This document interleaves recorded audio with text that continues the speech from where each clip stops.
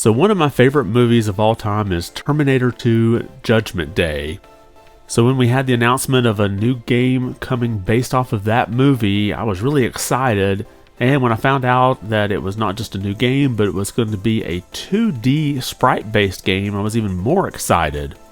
Well, now we have some more information about Terminator 2D No Fate. And this includes things like what the different play modes would be, some of the levels that you'll be in, as well as the different difficulty settings. Hey everyone, welcome back to the channel. So in case you haven't heard yet, Terminator 2D No Fate is coming to PS5, PS4, Nintendo Switch, and Xbox Series X and S, and Xbox One and PC via Steam and the Epic Game Store on October 31st.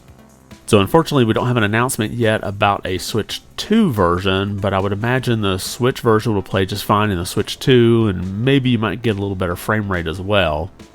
Now this is a 2D sprite artwork game that turns Terminator 2 Judgment Day as well as some untold stories into a classic style game. Now I do have another video on this channel from when the game was first announced, but we do have some more information that was released today that I thought was worth taking a look at because there's a lot of information here. First, we got a new trailer that explains some of the game, as well as a blog post over at blog.playstation.com that has some information that wasn't in the new trailer.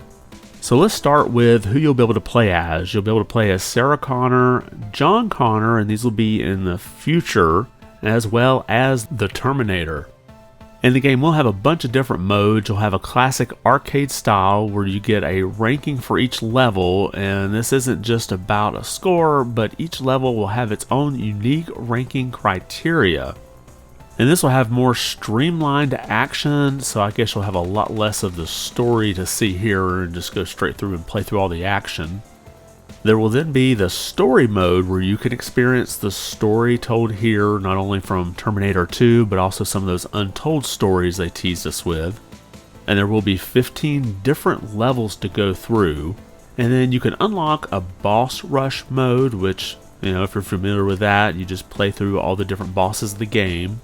And then there will be an infinite mode where you'll just have an endless amount of enemies that'll come at you until you die.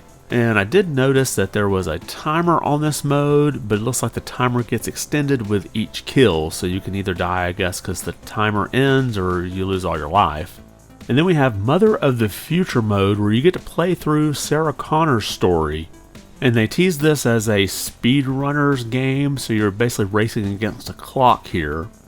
And then finally we have a level training mode where you can just go back and play specific levels and try to get better at them. Now we did get a tease of some of the levels that will be in here. You'll have the steel mill from the end of Terminator 2, and then you'll have the corral bar from the beginning with a very strategically placed shadow. And then finally they showed Pescadero State Hospital where you play as Sarah Connor escaping out. And then they give us a little bit of an idea of some of the gameplay mechanics. Of course, you have run and gun, you'll have some stealth missions to do, there's some driving mode, and then you have those boss battles. And then as you play through, you'll be able to collect supplies and pick up things like a life up or some stronger weapons. Now I did see an S pickup that reminds me of that spread gun from Contra. The game will also use some checkpoints, and there'll be some bonus weapons, which I'm guessing are kind of hidden in the level, so maybe you aren't really designed to have this weapon when you go through the level, but this one will make it a lot easier. And then as for the controls, they do show where you can remap them, and in this you can see that you'll be able to jump, interact with things, shoot, and then also perform melee attacks. Now if you're wondering how difficult the game will be, they will have different difficulty settings, and the difference between these difficulties will revolve around the enemy placement and damage output, as well as the number of continues and whether or not the time limit is turned on. So we'll go through those quickly here. We have easy money. Now this has no time limit except for one level, and unlimited continues. So this would be a good way just to kind of play through so you can get to see through the entire game and get an idea of what you're in for when you go up to the next level, which is No Problemo, or I guess I should say No Problemo. Now this is pretty much what the dev team calls their normal mode, so this is recommended to start here. And then the next level up from that, we have Hasta La Vista, or I guess I should say Hasta La Vista, baby. Well, there's no baby on it. I guess they missed out on that. And then finally, the most difficult version here is going to be Judgment Day. Now, this is only unlocked after you complete Mother of the Future mode. And an interesting note they had here that if you complete the story mode on Judgment Day, it'll unlock the cheats menu. So it would be interesting to see what kind of cheats you get here. I could see options like no damage or one-hit kills.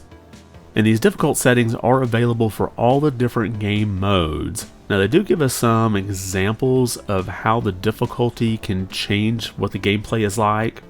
So in this little loop of a video here, you can see as your character is going up these steps, the more difficult has the flames coming more often and every other step, whereas the easier difficulty has just those flames at the top of the steps and it doesn't happen as often. And then in this image here, they show the difficulty difference between the easiest and the hardest mode. So you can see that red square is indicating where the weak spot is on the helicopter, and on the right hand side you can see how much smaller that spot is. And then in this video loop here, they give us a difference between boss fights into different difficulty levels. You can see the harder difficulty, the machine gun moves a lot faster. So this game is looking to shape up to be a great pickup when it comes out on October 31st. Now originally it was expected to release in early September and did get delayed just a few weeks ago, but we do have the official date now for October 31st. And there is still a collector's edition for this game available over on Amazon. Now over at Terminator2D.com they do list an online exclusive Reef Direct Only edition.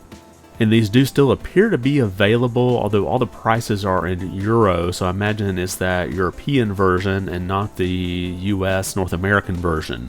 And that collector's edition that's over at Amazon does have some cool thing. It has like a collector's tin, a steel book, Fiery Visions cloth poster, a premium metal paperweight, a flip book, and an art book. However, it will set you back $120.